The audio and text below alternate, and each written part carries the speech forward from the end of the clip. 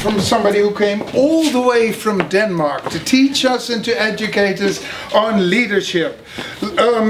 She is an expert when it comes to leading teams, and she's going to share her knowledge with you. Please, I'm so sorry. She's killing my heart, ladies and gentlemen. Please give a warm welcome to Sophie Amalia Torp Dideriksson.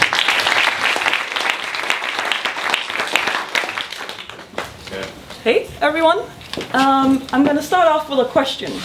How many of you have had a team at some point where you felt like you were doing all the work?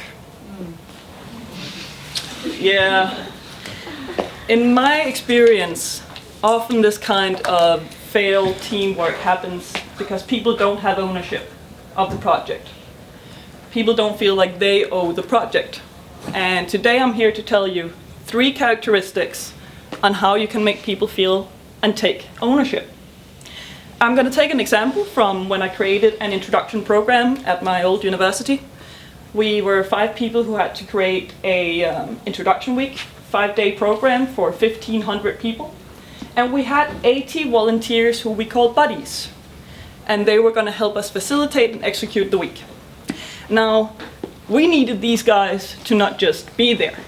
We needed them to take ownership and make sure they took action if needed be during the week.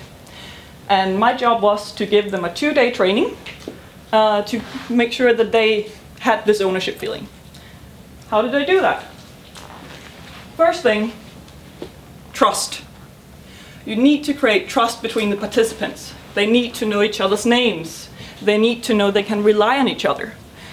We did that using, for example, silly games.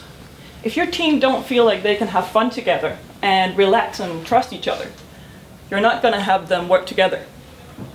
Secondly, knowledge. You can't own something you don't know. If you don't know what you have to do or how you're supposed to do it, you have no clue. And often when we have to, tell someone something, you do the presentation, right? Here's the slide.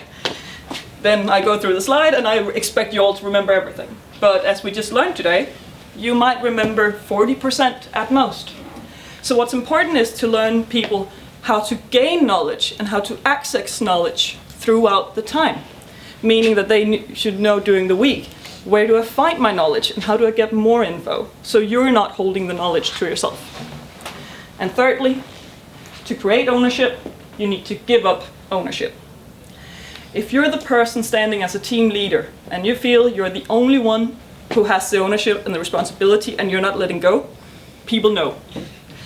It's kind of like that shared document when you have to write a report and you go in on Google Docs and you're all writing and someone has to do the discussion and then you go in and sneak peek. Are they actually doing it? Send them a text, hey, I haven't seen anything on the Google Docs yet. Do you think that person is actually going to write the discussion if they know you're watching their back? They're not. It's key to give up ownership and share it so everyone feel that they have responsibility and that they're important for this to succeed. Those are the 3 key words to having a successful project: trust, sharing knowledge, and giving up ownership. I wish you all luck in the future with all your projects. Thank you very much.